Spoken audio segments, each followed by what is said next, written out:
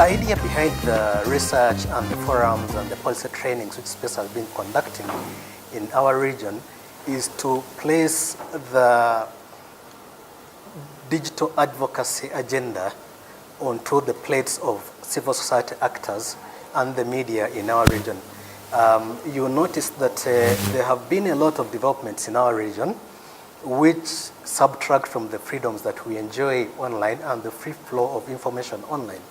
There are a lot of laws which are being made in our countries, in Tanzania, in Uganda, in Burundi, in Rwanda, and all these laws make it more difficult for individuals to enjoy their freedoms of expression, to enjoy their privacy, and to have a free flow of information online. On the other hand, we see that many citizens are not aware of their privacy rights. Many citizens do not know how to secure their communications online, and yet we all want to have the internet as an open and free platform for sharing ideas and associating and innovating and speaking out to authority. Now the problem is that the laws which are being used to curtail freedom of expression, there are threats and arrests and intimidations of bloggers and journalists and other people that do their work online. So the sum total of this is that there's a lot of self-censorship by people. So many people have taboo subjects, topics on which they are not able to speak out online. Others are now going anonymous. They cannot use their actual identities online because there is a fear of reprisals. That is not a good space in which for us to operate if we want to grow civic participation and to improve the democratic credentials of the East African region.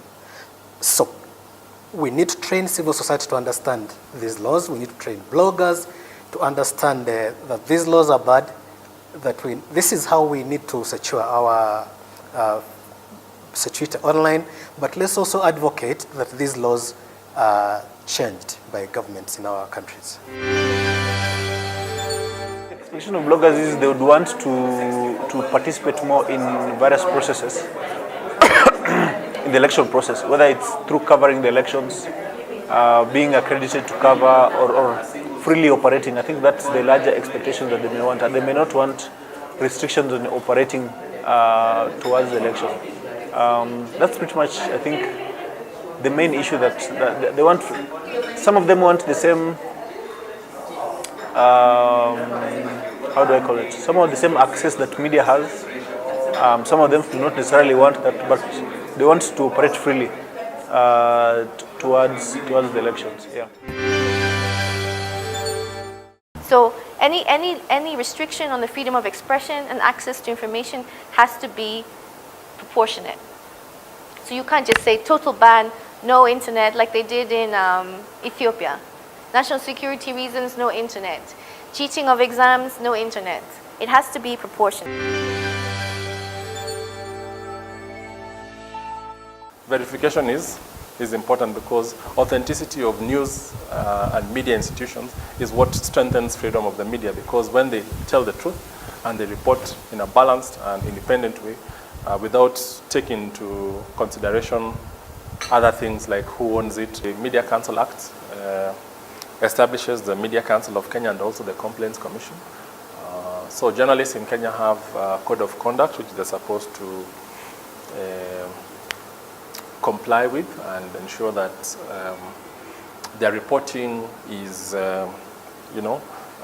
complying with the code. It fosters integrity or has integrity, supports the independence of the media, does not misrepresent, is not obscene or in bad taste on tone, as they're saying there, or affecting the privacy of individuals, or intruding on the grief, shock, or constitutes hate speech, or even broadcasts stuff that is discriminatory. For privacy, for example, if you've posted your things away, you can't legitimately expect to say, I have recourses for privacy, because you have put them out there.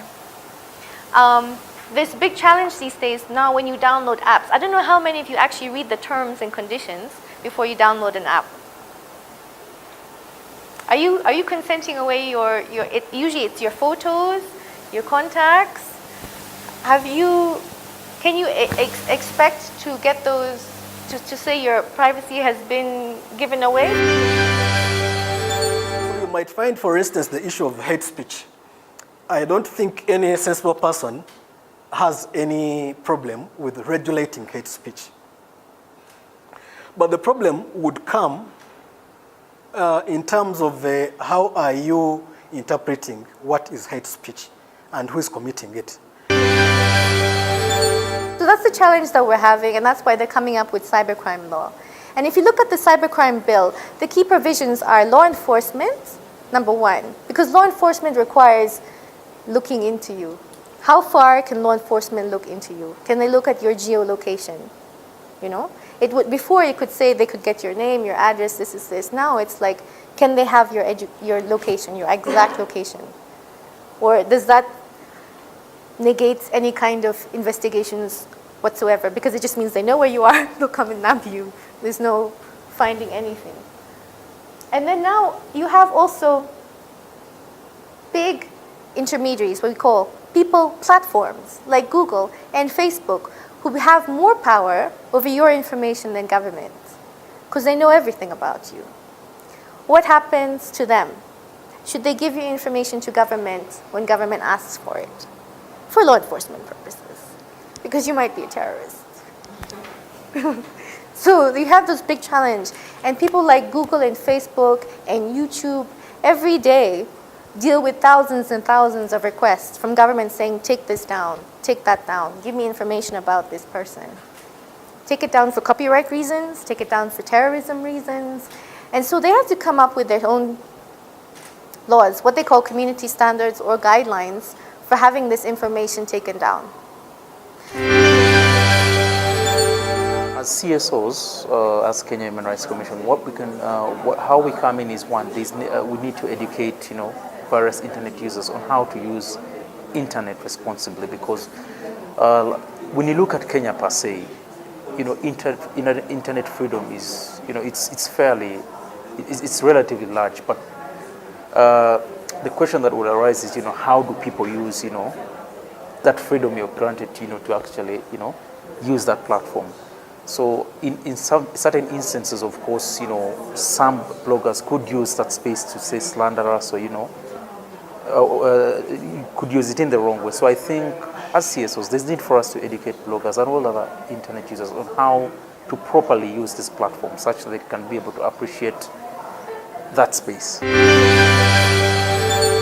Also to participate in law reform processes, if we engage with members of parliament to look at some of those provisions that I've actually highlighted, that they can be amended so that the law actually does what it's supposed to do as opposed to not doing what it's supposed to do.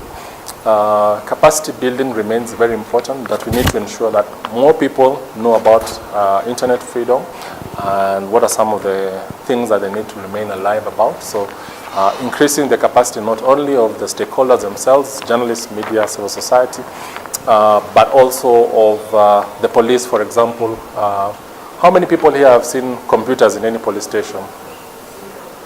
So how are you expecting those guys to prosecute online offenses, yet they do not have the appropriate equipment or the capacity? So also following up to ensure that our law enforcement officers have the adequate capacity in terms of the knowledge, the skills, and also the equipment and facilities.